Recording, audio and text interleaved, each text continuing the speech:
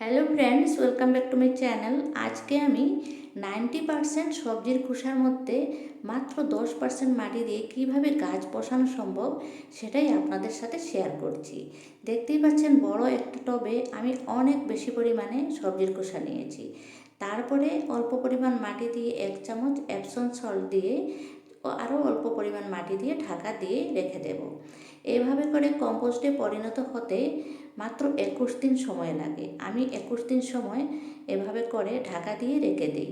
আমি এখানে ছোট বড় অনেক টব রেডি করেছি। ছোটোগুলোতে আমি ছোট ফুলের গাছ দেব, আর বড়গুলোতে টমেটোর চারা, লঙ্কার চারা এগুলো দেব।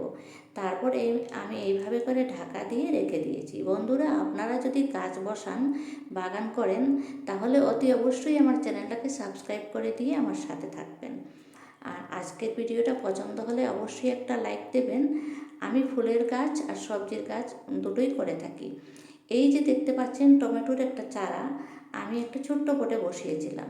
চারাটা অনেক সুন্দর গ্রো হয়ে রয়েছে। এদিকে আমার 21 দিন পুরো হয়ে গেছে, আমার টবের মাটি কম্পোস্টে পরিণত হয়ে গেছে। আমি এই টমেটোর চারাটা সেই বড় পটটাতে বসিয়ে দেব। এভাবে করে আমি বসিয়ে দিলাম। খুব সুন্দর করে হাত দিয়ে চাপা দিয়ে মাটি এভাবে আমি বসিয়ে দিয়ে গাছটাকে আমি 2 দিনের জন্য একটু ছায়া জায়গাতে রাখবো। তারপরে রোদ্রে দেব। জল কিন্তু বেশি দিতে হবে না, টমেটো গাছ বেশি জল চায় না। অলরেডি আমার এই গাছটাতে ফুল এসে গেছে। শীতের সবজির গাছ বসানো আমি আরম্ভ করে দিয়েছি। আর ঠিক এইভাবে করে আমি কিচেন কম্পোস্টের মধ্যে গাছ বসাই। প্রত্যেক বছর এভাবে বসাই, আপনারাও ঠিক এভাবে বসাতে পারেন। তারপরে 2 দিন পরে আমি আপনাদেরকে ভিডিওটা দেখাচ্ছি। গাছটা খুব সুন্দরভাবে গ্রো হয়ে গেছে। আপনারাও ঠিক এরকম করে গাছ বসাতে পারেন। আজকের ভিডিও থেকে এখানেই বিদায় নিচ্ছি। সবাই ভালো থাকুন, সুস্থ থাকুন, আর শীতের সবজির গাছের জন্য প্রিপারেশন আরম্ভ করে দিন।